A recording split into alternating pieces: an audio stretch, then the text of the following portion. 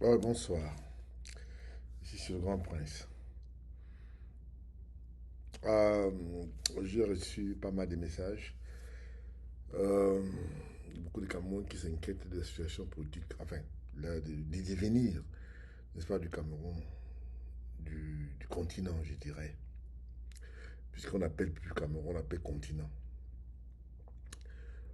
Je tenais à faire ces petits posts juste pour essayer de clarifier certaines choses.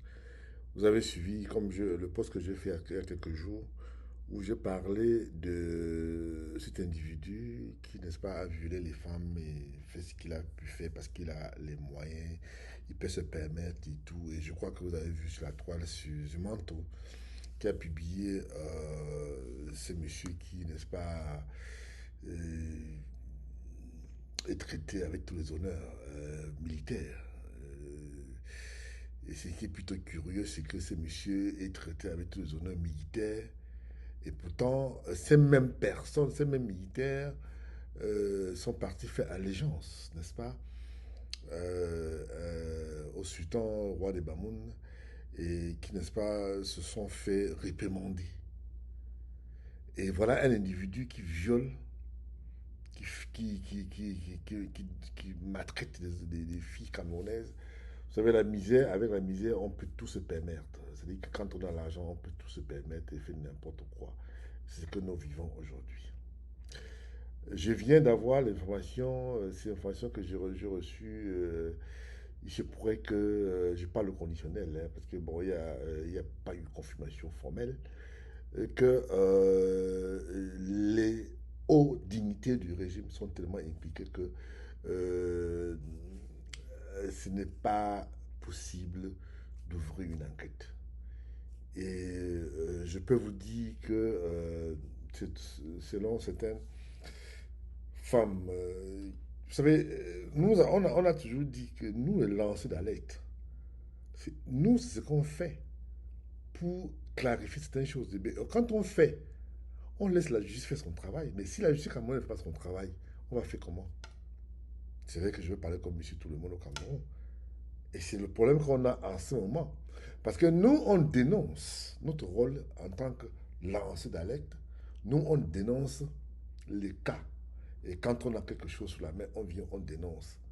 Mais quand on dénonce, c'est que le gouvernement, ceux qui sont censés prendre l'affaire, essuyer l'affaire et prosécuter, comme ça se fait aux États-Unis, un peu partout dans le monde, s'ils ne le font pas, on va faire comment?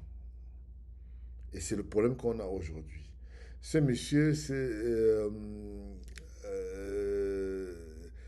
l'information que moi je reçois, c'est que la plupart des femmes violées, sodomisées, c'est les femmes de haute dignité du régime.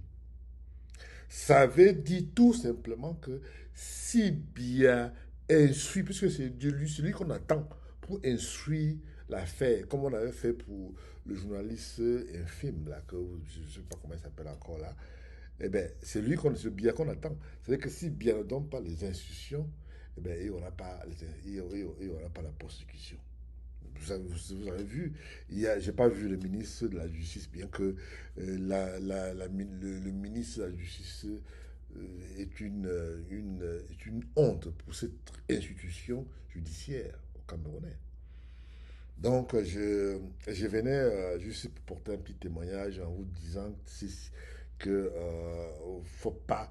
Peut-être que ça peut changer, peut-être qu'il y aura peut-être poursuite et tout, mais pour le moment, ça va être très, très, très, très compliqué parce que la majorité des femmes sont des femmes de dignitaires camerounais. Et ça va faire chuter le gouvernement. Et le pauvre Biya, en ce moment, ne tient que par, je ne sais pas, et il a peur de perdre ces personnes qui le soutiennent encore. Parce qu'au jour d'aujourd'hui, sur les 40 millions de Camerounais, il y a peut-être même pas 500 Camerounais qui soutiennent le régime Bourbier. Et donc, il ne peut que faire confiance à ces vieillards, ces personnes qui ont déjà fait le vie et qui ne peuvent plus, qui n'ont plus rien à donner aux Camerounais. Et je suis, comme monsieur tout le monde, notre rôle en tant que lanceur d'alerte, c'est informer. Et si le régime prend le lait, si ceux qui sont les gens compétents la justice prend le relais et on peut s'en réjouir. Mais pour le moment, ce n'est pas encore c'est pas encore le cas. Et ben, je peux vous dire tout simplement que euh, la fée Bobda ne trouvera pas un issue si jamais le président Paul Biya, le président autoproclamé par la Cour constitutionnelle, ne donne pas les instructions pour que cette personne soit interpellée et persécutée comme on a fait au journaliste Martinez Zogo. Donc, tout repose sur une personne. C'est-à-dire que le président autoproclamé par la Cour constitutionnelle, tant que lui, il ne donne pas les instructions, tant qu'il ne suit pas, on ne fera rien.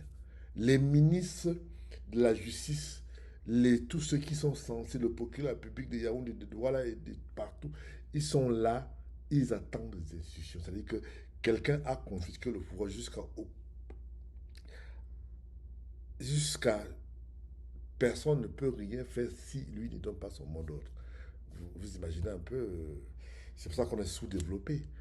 La misère, un bilan négatif, je n'ai pas envie de citer tout le mal de la société camerounaise.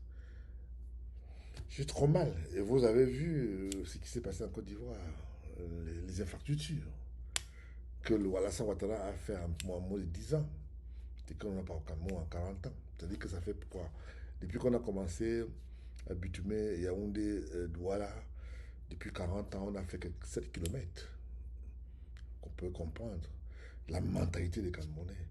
Donc, notre rôle, on n'a pas des armes, hein, on a que les informations qu'on vient en relais. Et si le régime, c'est-à-dire que le magistrat qui sont censés ouvrir les enquêtes ne font pas, ne prennent pas leurs responsabilités, eh bien, nous, on a que nos deux yeux pour pleurer. On ne peut pas faire mieux que ce qu'on fait. Notre rôle, c'est ça. Je vous aime, ici sur le Grand Prince. À très bientôt. Merci.